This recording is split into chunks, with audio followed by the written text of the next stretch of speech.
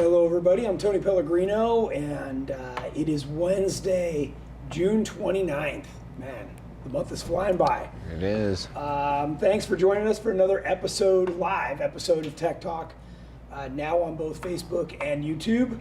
Today I've got Jeff Perkins and my son Jami Pellegrino are joining me for today's episode to talk about LS swaps. Good, bad, or indifferent, they're all too familiar with it. So I'm sure they're going to have lots of advice for you, as I will. Let's see. If you'd like to ask a question, the normal gig, type it into the comments.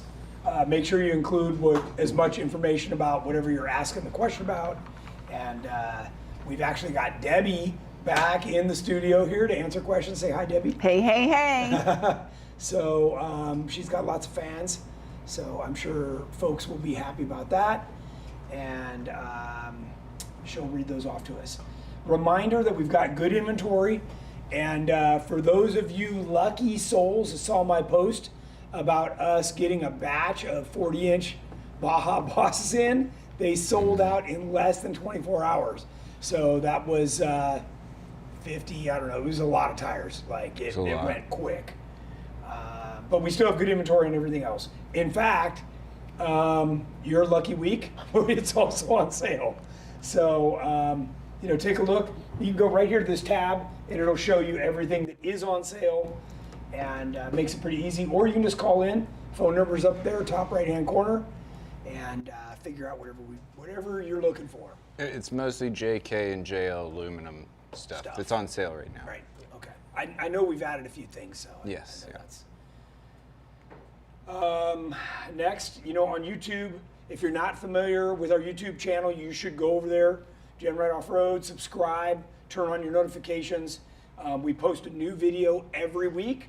Last week was our rotors the brake pads. Install, on that. And this week's going to be what? This one is the ThorShock Budget YJ axle build overview. Swap. Yeah, right. Okay, the whole deal. Yeah. So good stuff, for everybody there. And there's, I don't know, there's like 1,000 videos on there. So I'm sure you can find something. There's a lot. Oh, Deb's got a question. Tyler Hagan says he's grilling hamburgers while he's watching Tech Talk. Nice. Glad you're sharing your meal with us. Nice. Awesome. And we got a couple of folks, Chase Poland and Chase Poland. What should an LS swap truly cost? He wants to know how cheaply it can be done. We're getting there. We're going to tell you. Shouldn't use the word cheap. No. Don't even. That might not be the right word. So I want to talk specifically about, we're not quite there yet, but I am going to talk about all the guys who spent the money on a supercharger for whatever junk stock engine they have, and eventually that comes out. So basically, you're throwing that money away. We're going to talk about that in a minute. Deb, is Sam Walker on? Have you seen that? He is. He is. Happy birthday, Sam. Big shout out. Happy birthday, Sam. He's a regular. Okay. Let's get started. So, you think you want to do an LS swap, V8 swap, whatever. There is a lot of stuff. In fact, this is a fairly complex subject, everyone, as you can probably imagine. I am going to venture that this is probably part 1 of 2 or 3 of this topic itself. There are a lot of things to consider before you spend a dime. What happens is people run out and buy something too quickly from some junkyard, only to find out that they got the first year of something and that's why it was cheap. They got the last year of something and it's no good. They bought something too high miles, Or they just bought the engine and thought everything else was cheap. Yeah. So I need to grab you by the shoulders here via the internet and say, wake up and smell the coffee. This can be a great experience or this can be a horrible experience. And we've had customers that went and bought a whole junk vehicle because they could get it. It only had a few miles on it, and they got the engine and transmission, only to learn that it was the first year and there was nothing but problems with those things, and it's just been a mess ever since. So you really need to know what you're getting. And we're going to talk about the reasons why. Should we specify that we don't do them here? We're just trying to guide them in the right direction. Correct. Yeah, we're trying to guide you guys and pose and talk about the different topics and why you would lean one way or the other. Yeah. Okay. So I'm going to start with, well, actually, the other thing I was going to mention along that line, Jeff, is there are several turnkey companies you can go get a V8 put in. Motec, Bruiser Conversions, Dakota Customs, just to name a few, okay? So if you're not that guy that's going to walk out in your garage and start tearing into it and welding on new motor mounts and all that stuff, then you really need to think about one of these companies. Now, before you pick up the phone and start calling them, I'm going to give you all the information you need to think about, and trust me, this is a few pages, so that you can make some educated decisions and you don't meet somebody like me and go, why'd you do that? Like, you got all the wrong stuff. You know, I can't tell you how many times that I've talked to somebody who got a 4L60 transmission that won't hold up to the horsepower engine they put in because some dude told them it would. Okay, the some dude doesn't know jack. Okay, you're talking to 3 guys right here, right now, that not only have put it in themselves, are driving the crap out of it, and we know what works and what doesn't, okay? And these guys have already made a ton of changes just in the last year based on what they've learned. And I'm talking, you know, tuning, torque converters, right? With exhaust, you guys have been through a ton of wiring. Everything. Everything. I mean, Radiators. I've already had my transmission out and back in and out, you know, like. So it's a lot of work, and if you figure this stuff out or make the right choice up front, then it can save a lot of extra work, right? Correct.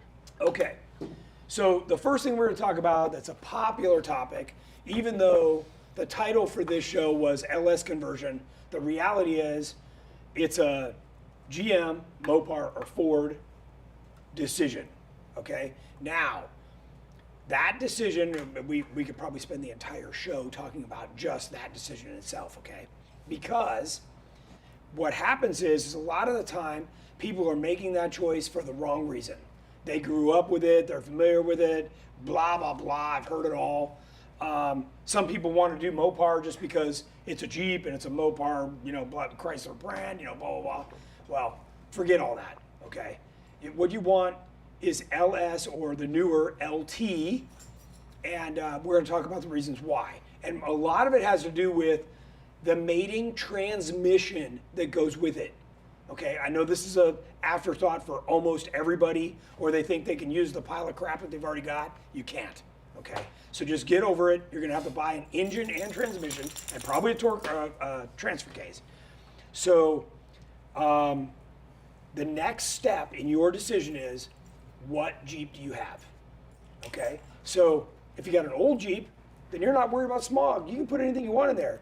But if you have an old Jeep, it's probably short, and you're gonna need to lengthen the wheelbase, because now you're about to put 600 horsepower on this thing, and it's gonna be squirrely, and you're gonna end up on the lid. So these are all the considerations that you need to start taking into account. It's never as simple as just drop an engine in, because you're gonna be also faced with a bigger radiator, because you know what? Horsepower makes heat, okay? And these guys know that all too well, because it's not just the heat in the radiator, it's the heat everywhere, right? We figured that one out. Heat wrap the crap out of everything. Yes. So, all right, next is, are you doing normally aspirated or boosted, right? Well, what's called forced air induction, whether it's a supercharger or a turbocharger or whatever it looks like. Those are choices, right?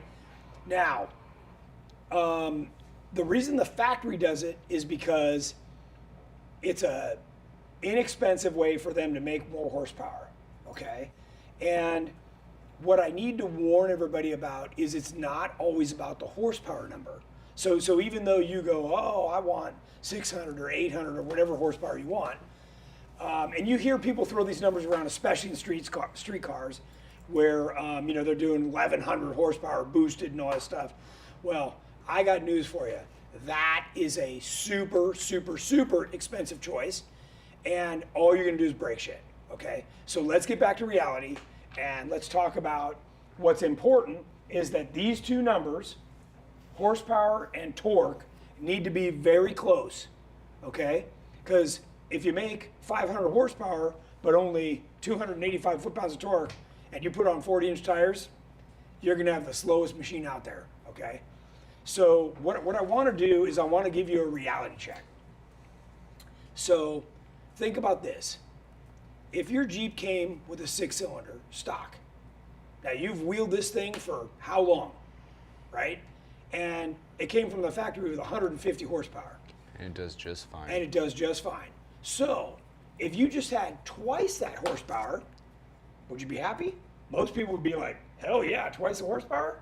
Then you wouldn't have to drive it to the floor all the time, right? So that's only 300. So when you start saying, oh, I want 5, 6, like, whoa, slow down the train, okay? So that part of that depends on how you're driving, what type of driving you're doing, okay? If this is a street machine, then you got to realize if you're asking for 600 horsepower, that means you're also going to get 6 miles to the gallon. Okay, so or less. Or less.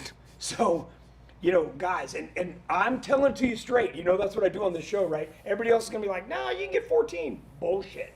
You want that kind of power and you want to use it, you're going to get terrible mileage. Okay, so that's part of the reason why the factories are doing the superchargers and the turbochargers, because it only produces that power when you lay into the pedal. Okay, so at the lower RPMs, it's using just the regular engine, so to speak. So let's go to the next slide here. So this is the Hellcat. It just happened to be an image I could grab off the internet.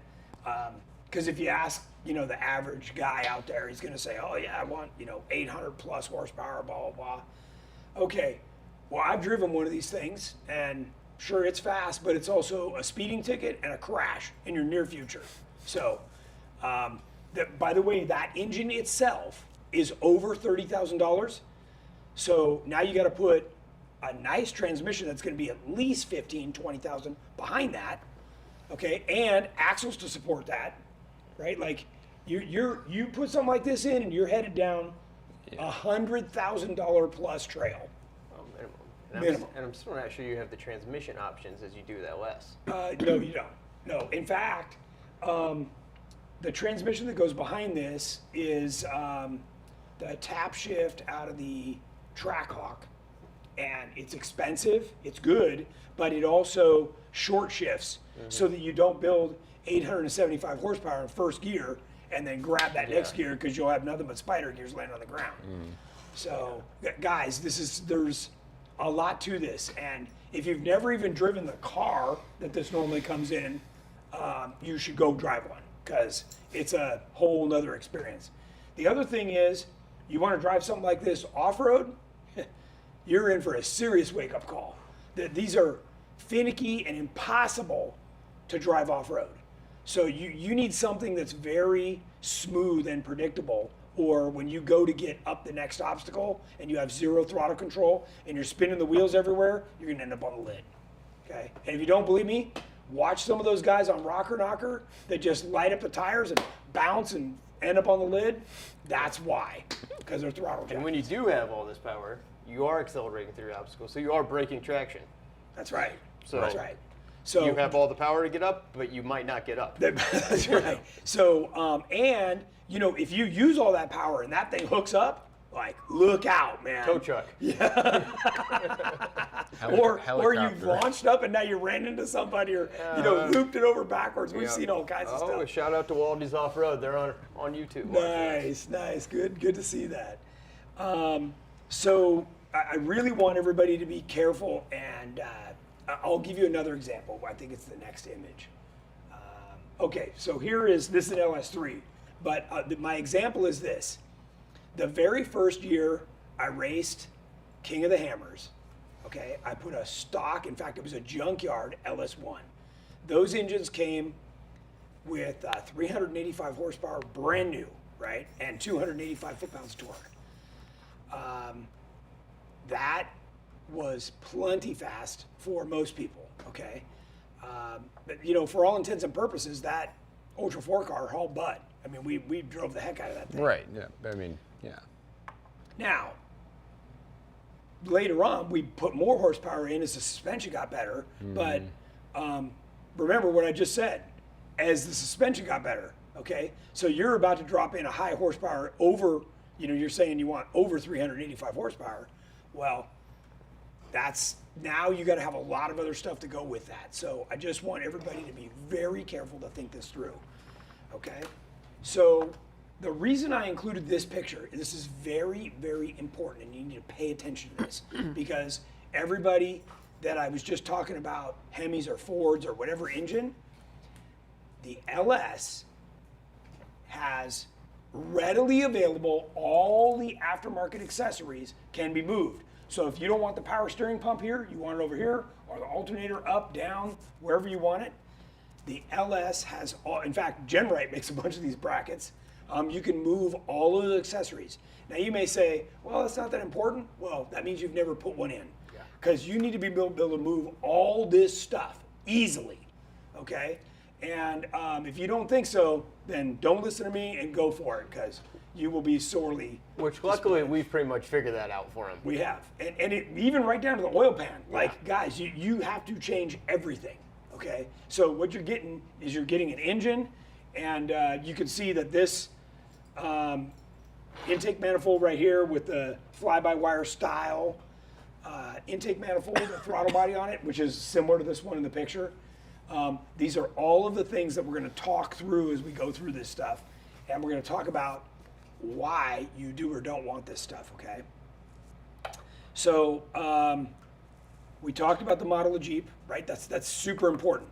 If you have a newer Jeep, if you've got a JL or a JT, then your options are limited, and you're going to need to take it to a Motec, a Bruiser, or a Dakota, right? You're not doing that install yourself. You need to drop that thing off and be prepared not to have it for probably a year, okay?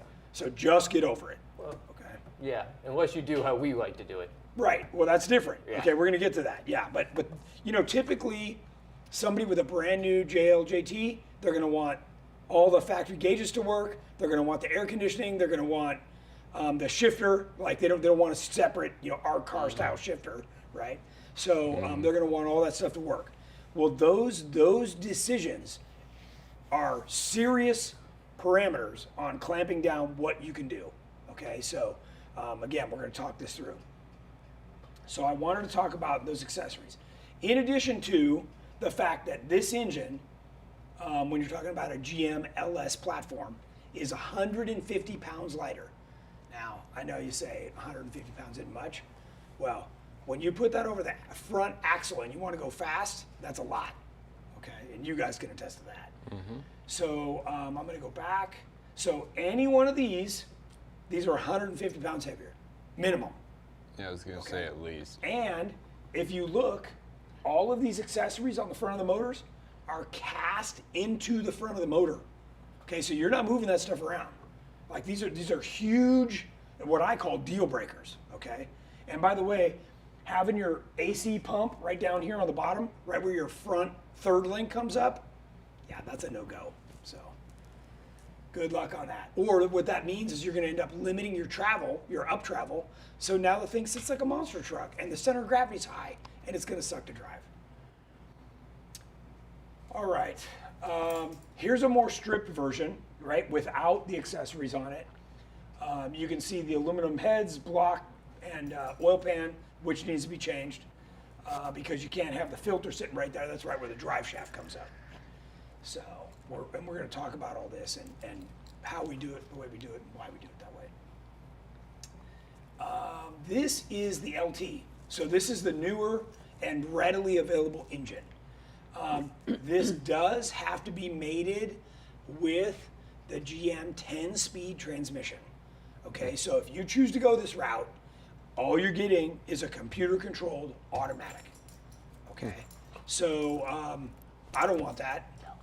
You might want it, but I don't. I don't. Okay, now the other thing I was going to tell you is the predecessor to this, right? We're back to the LS3.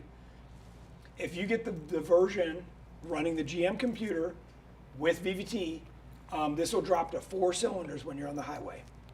This new LT1 drops to 2 cylinders. Okay, so you can get very good mileage. So again, I'm back to what are you doing with this thing? What kind of driving are you doing? Okay.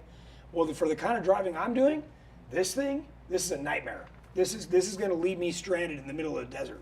It's got too much shit going on, way too computer controlled, and that's not what I want. So you need to decide what you're doing. If you just latched onto the LT1 because it's the newest, latest, and greatest, well, remember, the latest and greatest for the car manufacturers is dictated by the EP freaking A. Okay? They want all the manufacturers to have better fuel economy.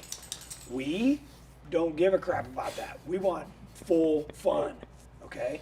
So you guys are laughing, right? Am I right? Yeah. Okay. 100%. All right. Deb, do you got any questions right now? I got a lot of questions. Okay. Why don't you fire away before we get into the next section? Okay. Matthew Sitkowski, what are your thoughts on TDI swaps? TDI swaps.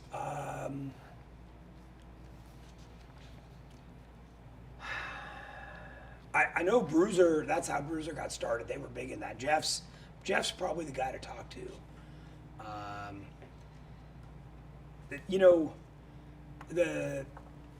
If you're talking about from a crawling perspective, lots of torque, got cool factor for the way it sounds, but they're heavy. They're really heavy. So just depends on why you're going that route. So do you guys wish you went that route? No. Okay. All right, next. Stephen Horsch, why LS over Hemi? East Coasters are doing Hemi swaps. I know they are. It's because there's a Hemi dealer back there, and a lot of the people back there are that brand loyal, which is, God bless them, that's great, but it's easily 150 pounds heavier, and you cannot move those accessories.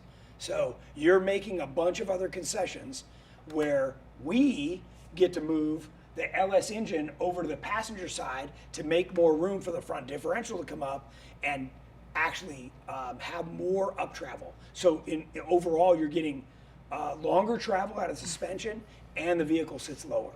So these are huge differences. Now, are the guys that install the engines going to tell you that? No, they're engine guys. They don't know anything about that suspension. They don't know whether it goes into a four-wheel drive or a freaking car. Okay, that's all they know. So again, you're now sitting with three people that are living, eating, and breathing this in a Jeep like you have, right? So. And I do feel like that all the guys on the East Coast going with the Hemis, if they would have came out with us for a weekend, that may have changed their mind. Oh, for sure. I mean, you used to be like partway back there, right? Yeah, but so that was before I was even thinking LS swap was in the realm of possibilities. Yeah. So till my engine blew, and then it was time. It was time. So okay, what else you got? Justin Watkins, can you cover junkyard costs and what should be done to a JY motor before using versus buying a crate motor and nickel diming to get all accessories, brackets, TB harnesses, computer? Okay, Jami can talk to that. So I don't know that I would go to a junkyard and pull a motor out, but we found that whatever it was It was out of an 09 Corvette. Yeah, but it was a legit company that actually checked it and they ran graded it, yeah. right, and they graded it. Yeah. And I think that was it was 6,500 or something. Yeah. And it had 90,000 miles, or 60 or 90. I think it was 60. Yeah. So that was that cost, and then we did the cam, some minor machining on the heads. So I mean, I would say that motor's probably in the $8,000 to $10,000 range. By the time we were done. By the time we were done, with the cam and all that. So basically, what we did on that engine was we did everything but the bottom end. So we didn't put we new didn't bearings touch in, and any we of did that. not put new pistons and rings in. Now Right. that's a little risky, right? Because what we did was we put brand new heads on with tight valve seals, that everything seals, so you stand a chance at blowing the rings. So we took that chance, and we're okay. And we did have our engine guy look at it when we took it apart. He inspected the cylinder walls and and he stuff. looked at everything, and he said that Should be okay. Should be good. So. Yeah. So, and the heads, we did a little more than minor work. Those are stage 3 LS from West Coast. Correct. And then on top of that, we did the CHE trunnion conversion. So Correct, they're yeah, the we did factory that. rockers with the better bearings.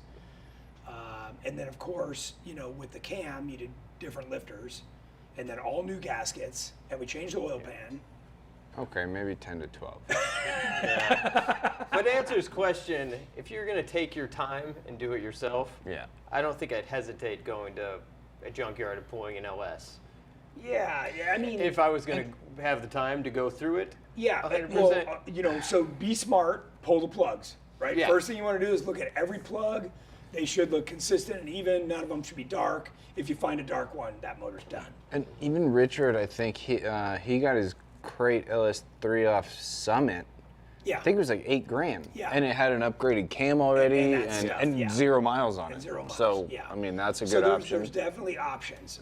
And LS3s are becoming very hard to find. So, sure, if you call Mast, you can get one, but you're going to be paying like 25 or 30 grand for you're that. going Yeah. to be waiting quite some time. Yeah. Yeah. So, But there's a few companies out there that are sell LS3s, LQ9, LQ4, 5.3s out there, and they pull them and they go through them for you. Yeah. And it's really not that much more to get them from those companies. right.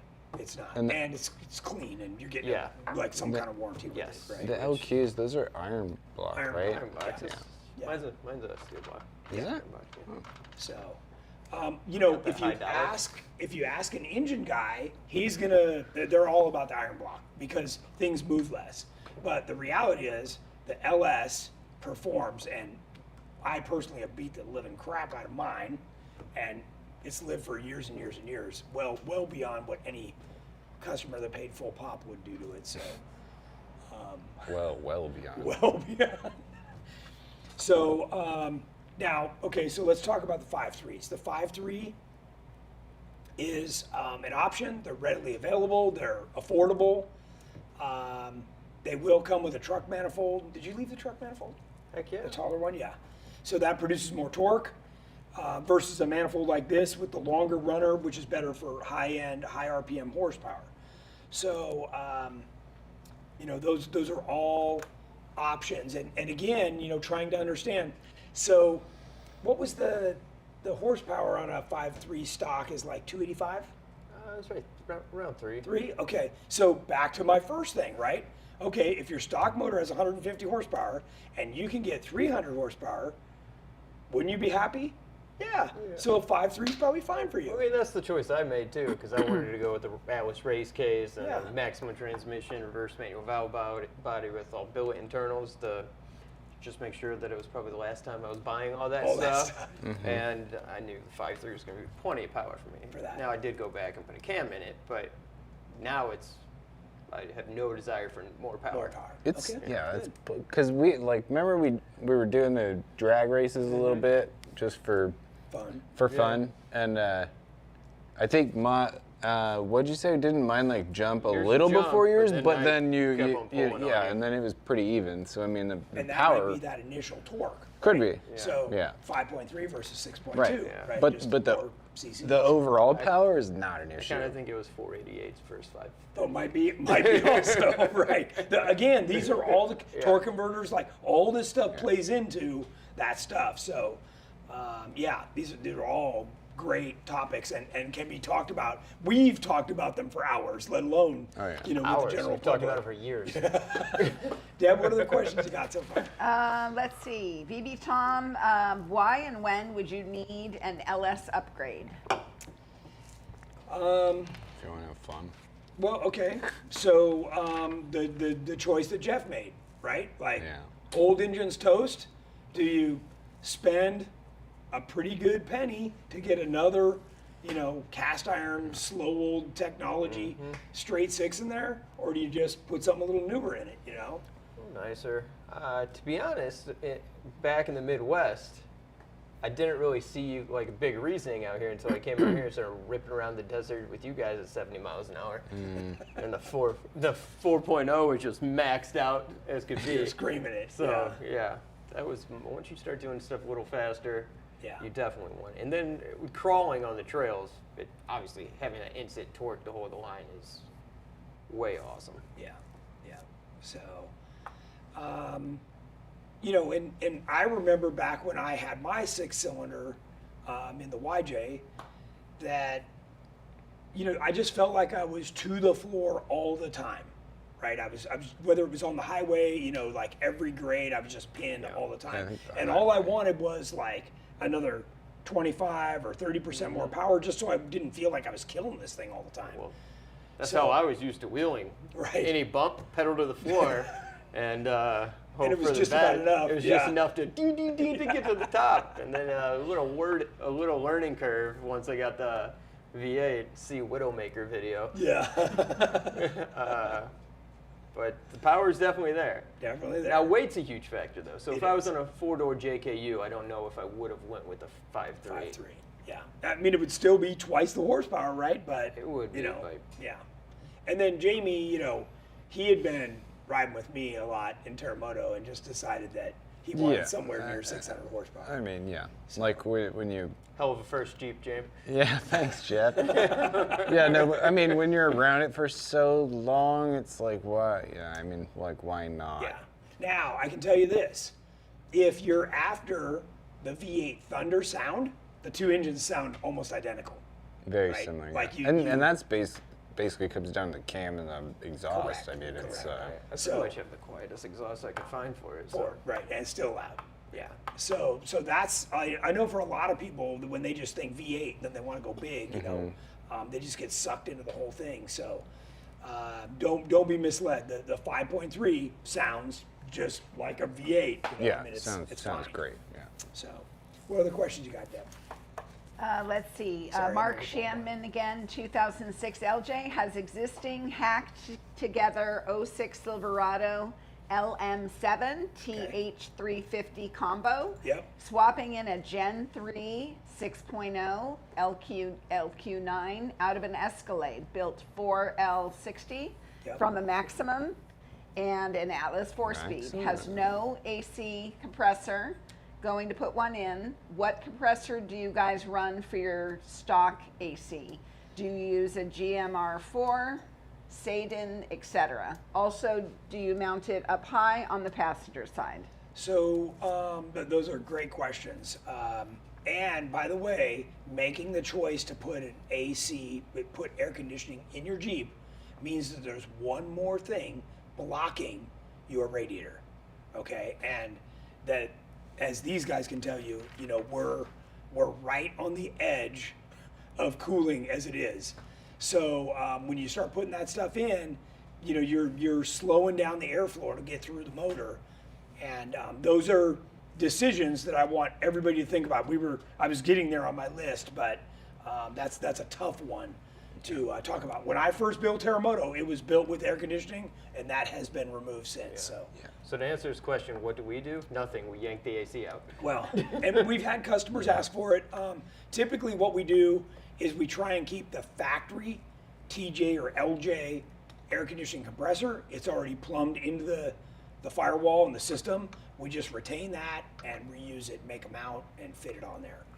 So if you gotta have it, you know, aren't willing to live without it, then that's the choice you're gonna have to make. Now, you're going to be faced with, you're just going to have to fit it somewhere that you can and keep it out of the way of everything on the suspension that's moving up and down.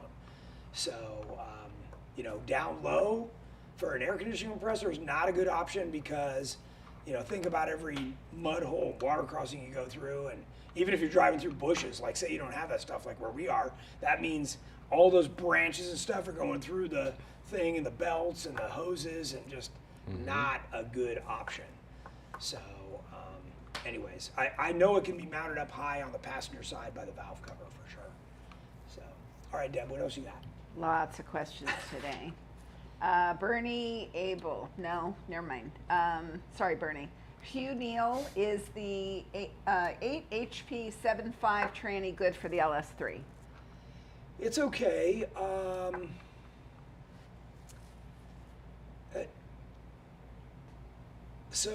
So let's talk about the transmissions in general.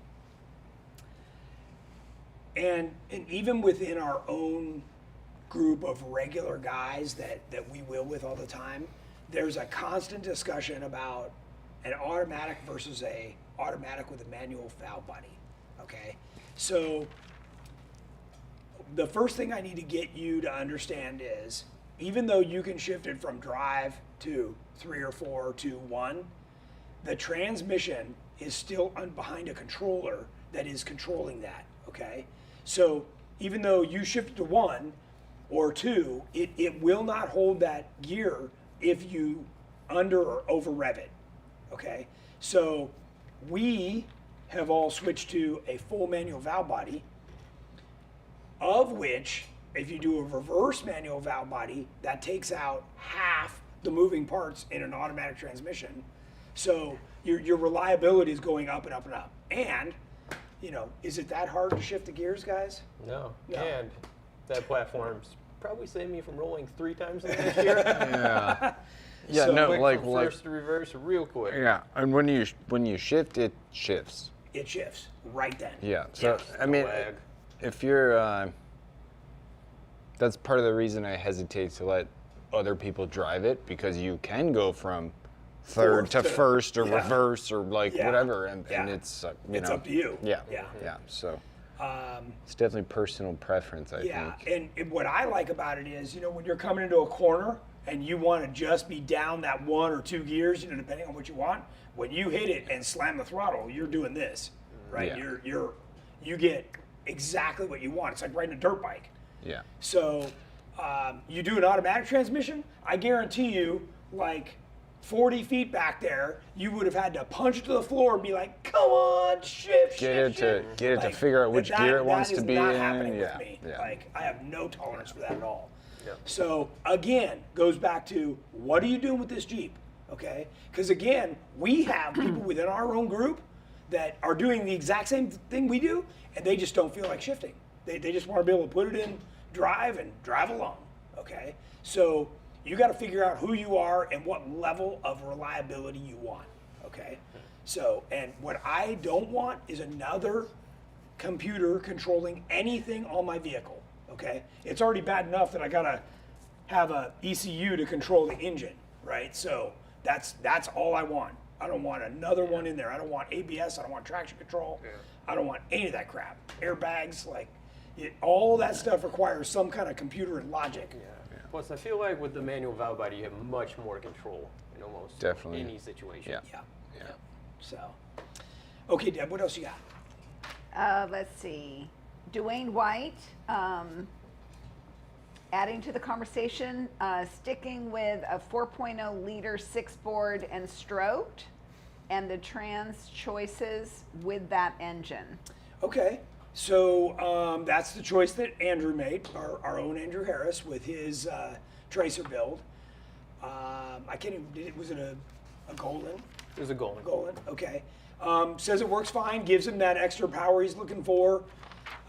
Is smog legal, you know, so that, you know, he's here in California, that's a consideration. He's got a manual transmission, the 6-speed manual, but you could do the 442 LE, I think it is. That's the 4-speed Jeep transmission, and there are shift kits and other things available for that. In fact, the first year that Jordan raced, he had to race with the 6-cylinder, that was part of our agreement, and I took that stock transmission down to the local race shop, and we had that converted to a full manual valve body. And that was, you know, obviously did the job, gave him the ability to shift it when he wanted and hang the gear and the RPM, you know. So it is possible to have that done. You can also, once you get into an automatic transmission, now you can start messing with the torque converter and change how much slip or lockup or stall speed. Like there's a lot of variables that you can optimize the power for your vehicle. That's how you do this, right? When I downshift and hit all the RPM, that sucker locks up and it's ready to roost. So those are big considerations of, you know, how you want that thing to work. So what else you got, Deb? Let's see. Mark Shaneman. You can buy a wrecked vehicle on copart.com that runs Yes. to get the engine out of You it. can. So if you're looking to do a smog legal conversion that you're going to have to take to the referee, then you need every single part off that. You need the fuel pump, the evap system, the engine, transmission, all the computers. And then you're going to pay somebody to strip out the alarm system and the power windows and the rest of the shit that goes with all that, which isn't a big deal. It is possible. But just understand what you're getting yourself into, and you know your vehicle is going to drive as good as whatever it just came out of. So if you got it out of a 1500 Suburban, it's going to drive like a 1500 Suburban. Okay, it's not going to be a race truck. So just understand that. Also depends on did he say he lived in California? No, he didn't. But like He didn't say. But like Jami chose one out of an actual Corvette. It was a 2009 Corvette, so Yeah. you know Yeah. it's a higher performance engine. So, what else you got, Deb? Bernie Abel, what about my question? What trans and transfer case should I run in my 2012 JKU swap? I'm living in Lake Havasu, Arizona, equals AC.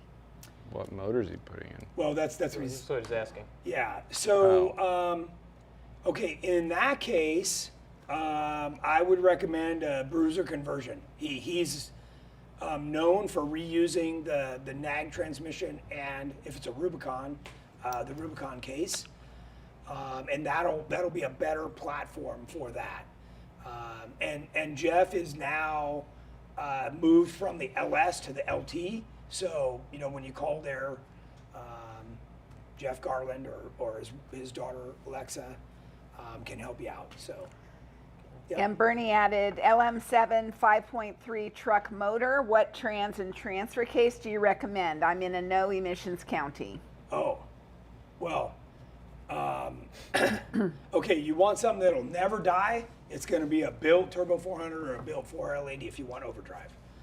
And the difference of that is if you want to be able to drive on the highway a lot. Yeah, and you know, I'll give you an example.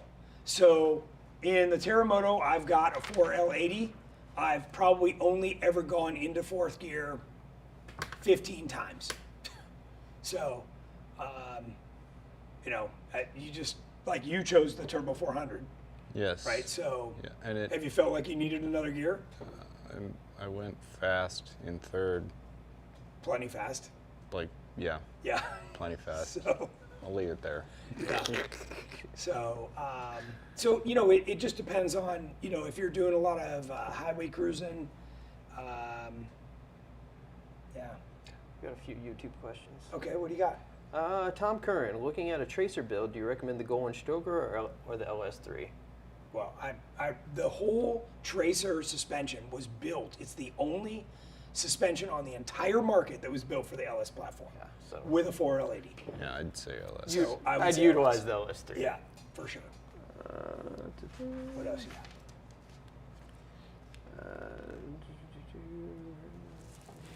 There's another one. My turn? Okay, Deb, yeah, go for Deb it. can get it. Justin Watkins, aluminum block or iron? I like the aluminum. Jamie's into the aluminum. Jeff went cast iron to save a few bucks.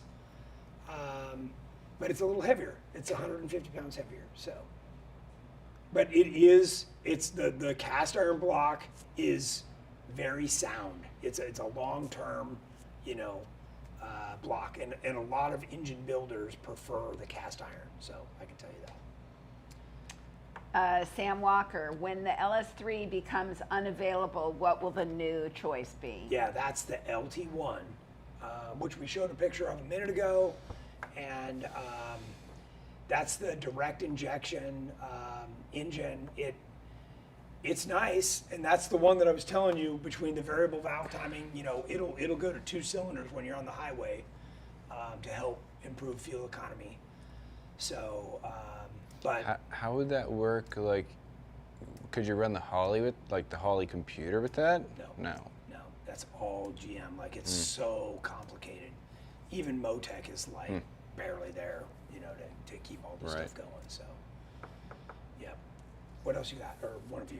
Do you worry about overheating with big power? Yes. Yes, yes, yes. So it's, more power produces more heat, no doubt about it. And, think about it.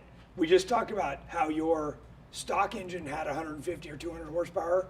Well, that little radiator barely kept up with that. Yeah. Right? So you cannot just put a bigger engine in and expect it to work. Triple the Unless you live in horsepower. Alaska, Yeah. So. Yeah. But yeah, both me and Jeff have changed our radiators And so did I. twice, or maybe you 3 times. I don't know. Yeah, I'm on my third one. Where- It's working pretty And we good. both, all three of us have dual, very high volume fans. Yeah, on the, there. As the high volume As you CFM can fans get. you can The get that dual- will take the dust. Yeah. dual fan made a With huge wires difference. as thick as my pen. Yeah. Running that thing. The dual fan made a huge difference for sure. What else you got? One of you? I got, would you recommend a kit from Wrangler JKLS? I just need to hear it from someone with experience. Help me pull the trigger with them. I don't have. Have you heard? I've anything never about heard that? of them, no. I've never heard of that. Yeah. So sorry, we can't. Maybe somebody else can chime Yeah. in. But yeah, we don't know.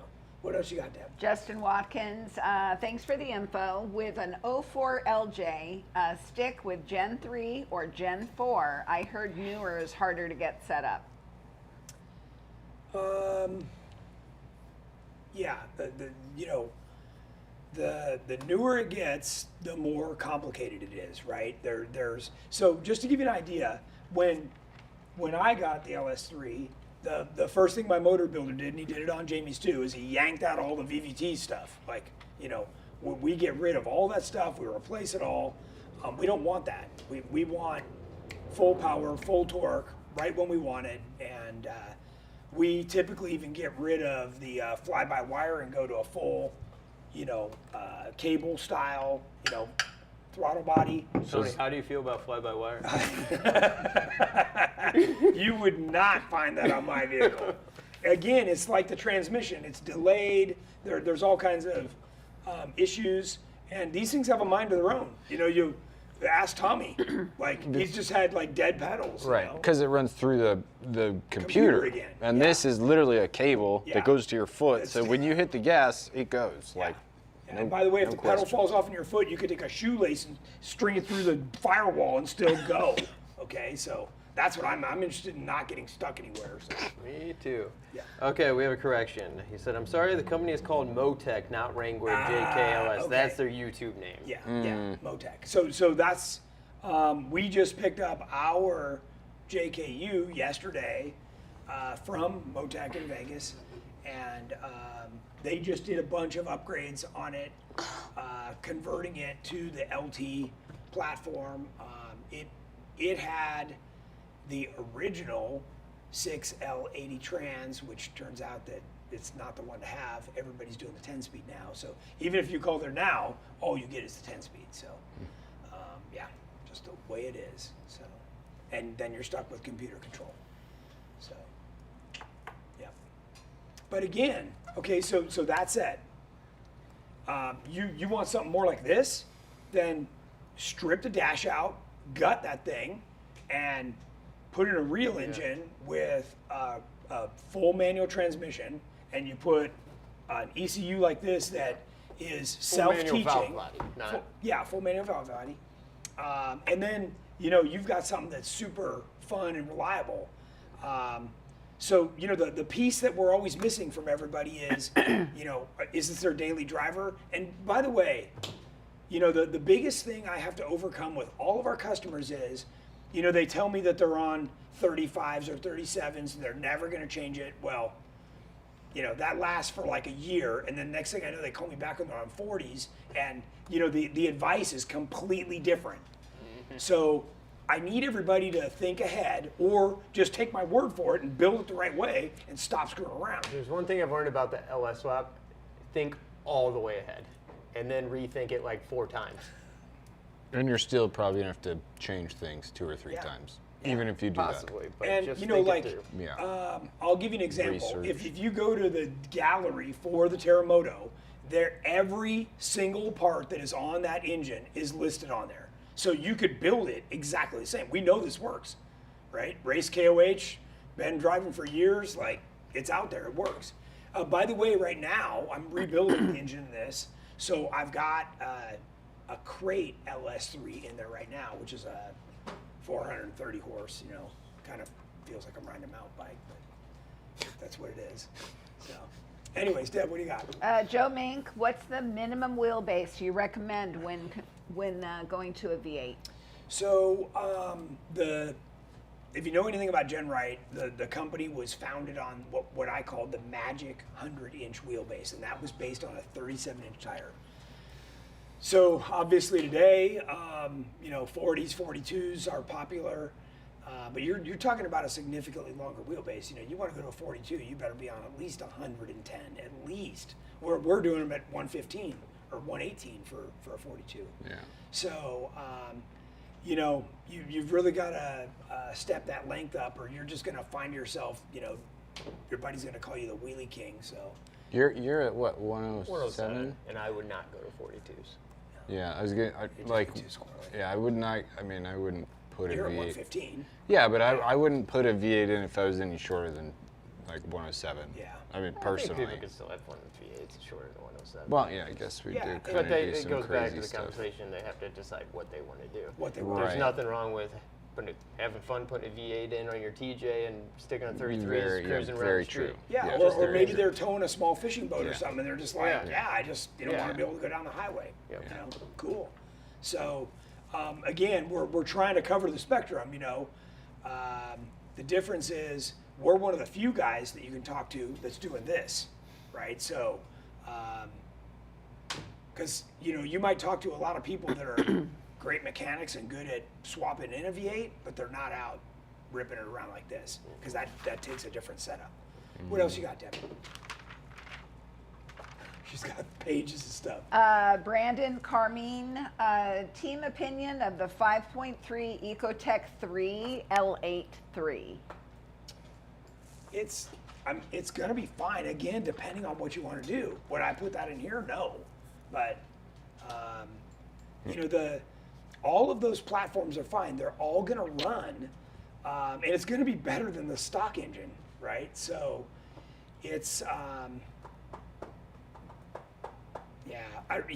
maybe on some of these guys, I don't know what Jeep that's going into. I need to know more, what size tire and, what he's trying to do.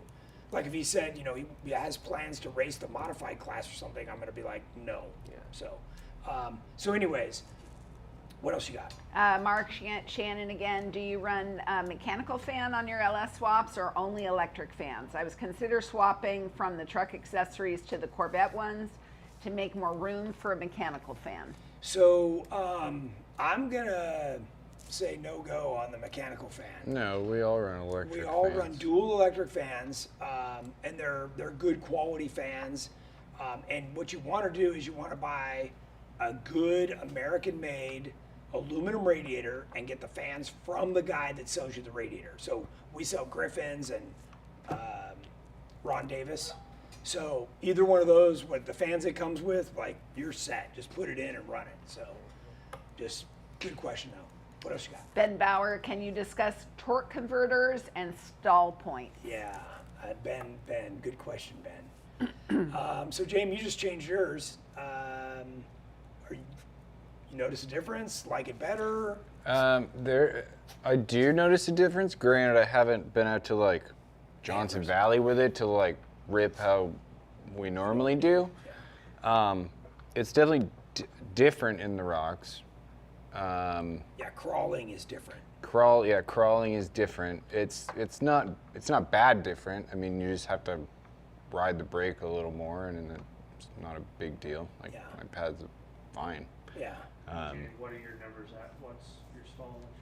I think it's 4,000-ish. Yeah. So, and I think before it was 3,200. Yeah. And the little ripping around I've done doing that is a lot better with the higher stall. And the crawling aspect of it takes a little getting used to. But like I said, just, brake and... So let's put this in perspective. You get a capable Jeep, right? Like Jamie's on 2.5 internal bypass shocks with bump stops, 40-inch tires, axles you don't have to worry about braking. Well, the reality is you don't go slow anymore, right? So you're able to rip along and keep everything kind of lit up and connected, right? And then when you want to do this, what happens is the torque converter lets the motor, so an LS really starts to produce the power at 4,000 RPM. Yeah. So it lets the motor get up there quick, and then when it locks up, then you get the kind of response you're looking for. Mm-hmm. So a race car like Jordan's or my old car is 5,000 RPM. Now, everybody should understand this is not like you rev it to 5,000 RPM and dump the clutch on a full. Yeah, it still builds up. It still builds. So even as you crack the throttle, the vehicle starts to move. It's just not locking up. So and this is one that Ben will understand. As we're ripping across the desert, that high stall torque converter is also cushioning the driveline. So because it's not locked up, as you're going through the whoop-de-doos and that's shocking the drivetrain, the torque converter is taking that up. And that's the biggest part of it that a lot of people don't understand. You have a lower stall, typical 2,500, and that sucker is just banging through the whoop-de-doos, and it's really hard on everything. So that would be the part of the argument. Right. I mean, I overall, I like it. Like I said, it's just the wheeling we did after I put that in wasn't like the wheeling we do in Johnson Valley. Correct. That required crawl, very. And by the way, the torque converter he's got is not a $400 to $600 stamped metal torque converter. This is a nice billet unit with a good stator built by a good company. It's a completely different level when you're looking for performance. So I just want to mention that too. What else you got, Deb? Tyler Hagan, LS conversion. I don't want an automatic transmission. I want to go manual. What are my options for the LS? I talked to the guys out at Motec. There were 3 manual transmissions there that they had coupled to those engines, and they felt good that they were going to hold up. Maybe talk to them about what those were, and I did not ask the details. I personally, and you guys can kind of speak to this, Jeff, you used to be a manual transmission guy. With a manual, it's going to be hard to use the power you now have, right? You're going to have to try and shift, say you're coming up something or whatever, you want to get a run at it. I don't know. Yeah, I mean, with this setup, I definitely don't miss a manual transmission, but I think a good kind of compromise is the manual valve body. Right.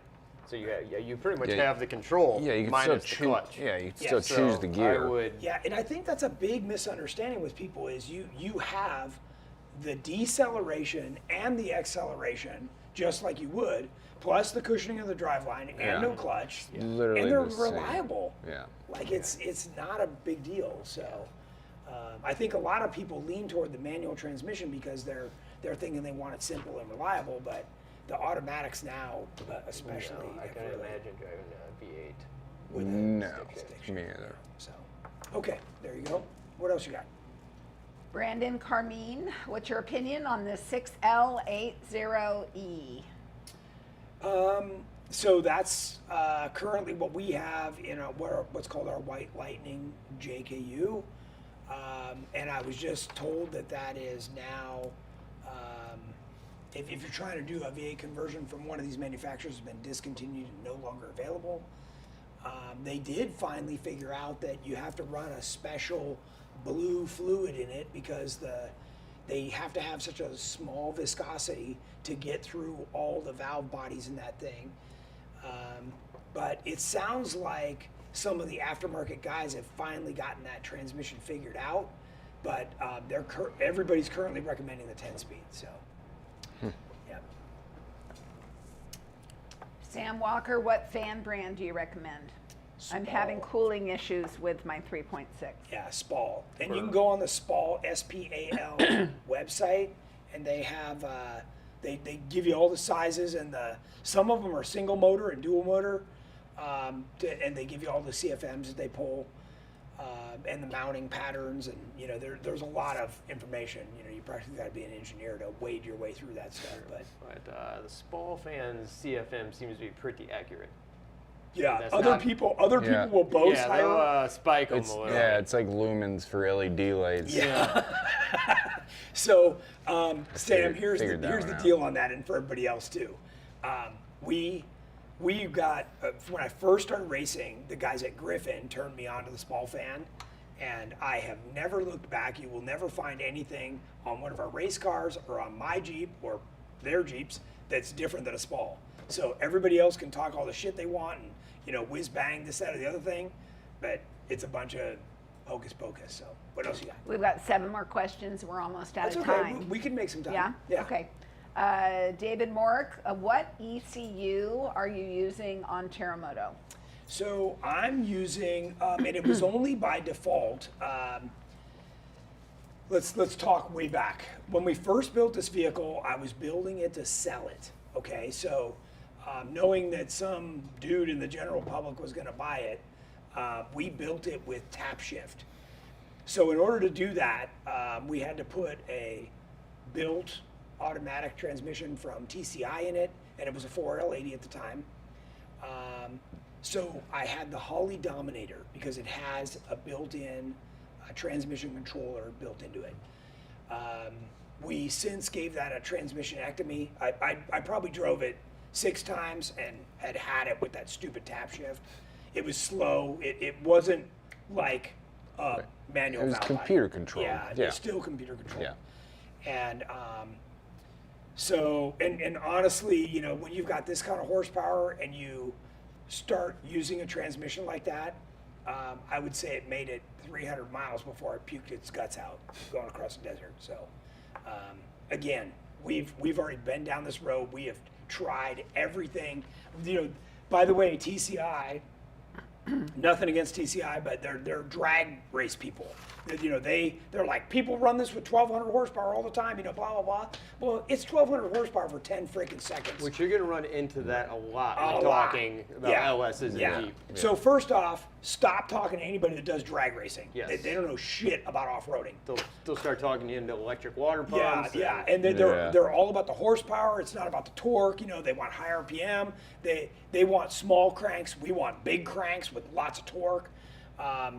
If you're going to talk to anybody, you're going to talk to somebody about endurance. And that's it's hard to find these guys, and that's why we're doing this show, because we're the guys, right? Like it's one of those things where you can trust me. I've gone through hundreds of people through Ultra 4 racing, trying to get the right engine combination and everything, and it is very, very difficult for somebody that understands off-road.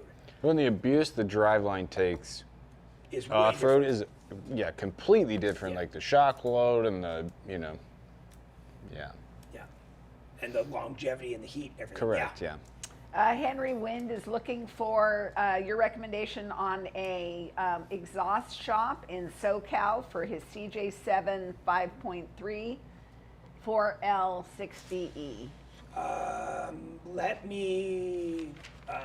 I'll follow up, in a comment after the show on that. I can definitely point him toward a couple people. Ty Johnson, hi Tony, wondering if you're running a 2-piece pulley on the Terremoto PSC pump. Do you care to share your pump setup? Running your front accessory mount on a new motor build, but having issues getting the right offset on the power steering pulley, looking like a 2-piece design might get everything in line like it should. Yeah, the 2-piece where it has the hub and the pulley. I think actually the next picture. I think we ran into something like that on mine. Mine's down just below. So this is the stuff that people don't tell you. The reservoir has to be above the pump, or you don't get the right amount of fall, and that's super important. That the flow will then go to the pump, and I believe I do have that style with the hub on it. Well, you can also reverse the pulley to get, kind of back set or offset, depending on what you're trying to do. I do run a single serpentine belt, and you can see this is a picture back when I had my AC on there when the guy was asking about,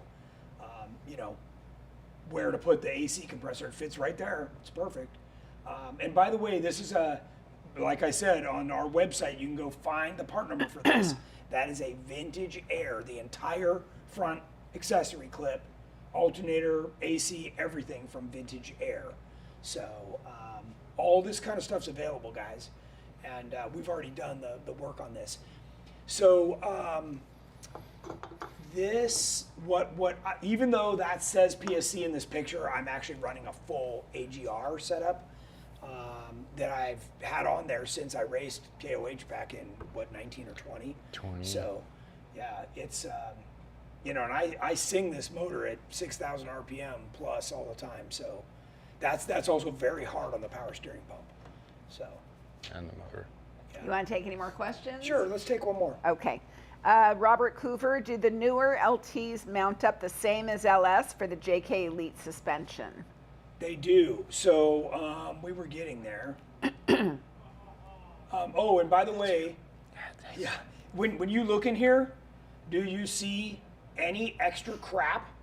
Do you see a power brake booster? Do you see a battery? Do you see any of that stuff? No. So nothing else goes in the engine compartment. Get all that crap out of there, okay? There are other places, plenty of other places on the Jeep to put it.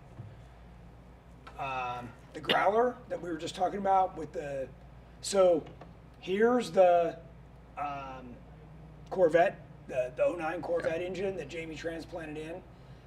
The bigger radiator, he's going to change the routing of the intake. We were just talking about that before the show. Definitely. Again, one of the many, upgrades. Many things. You can see his firewall is completely insulated.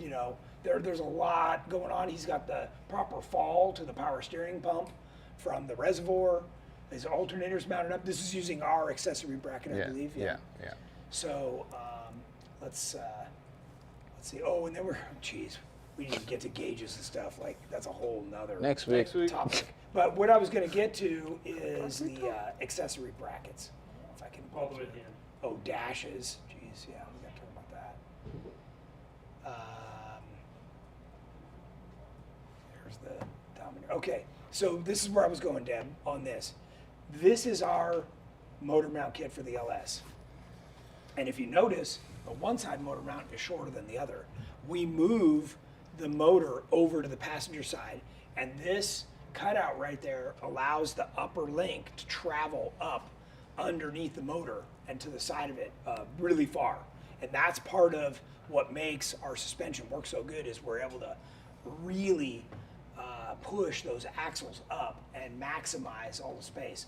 By the way, when you move the motor over, you're also offsetting and balancing the weight in the vehicle for the weight of the differential.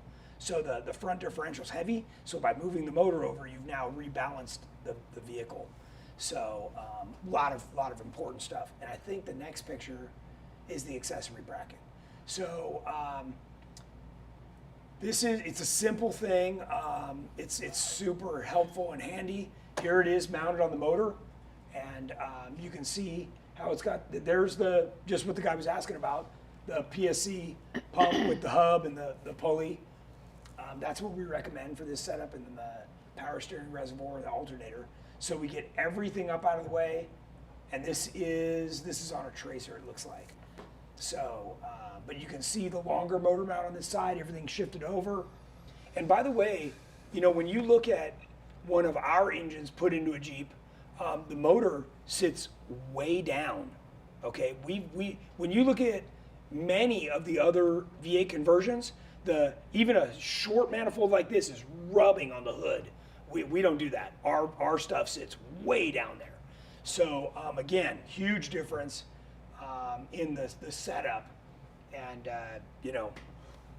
I believe we got the right thing figured out. So this whole thing was reversed off Jordan's old 4500 car, so we know it's dialed. So It all right, works. we're 10 minutes over. I want to thank everybody. We obviously we will have a part 2 or so. We barely. And there's scratched more the surface. questions you can address offline. Okay, and may have to address those even in next Wednesdays. So thank you everybody for joining us. We really appreciate it. It was fun for me to have these two guys here. They didn't get to talk much, but It's okay. What's new? there's It's Tech Talk with Tony, not Tech Talk with Jamie and Jeff. yeah, It's all but these guys have a lot of experience with this. So thanks again, everybody. We'll see you next Wednesday. Take care. Thank you.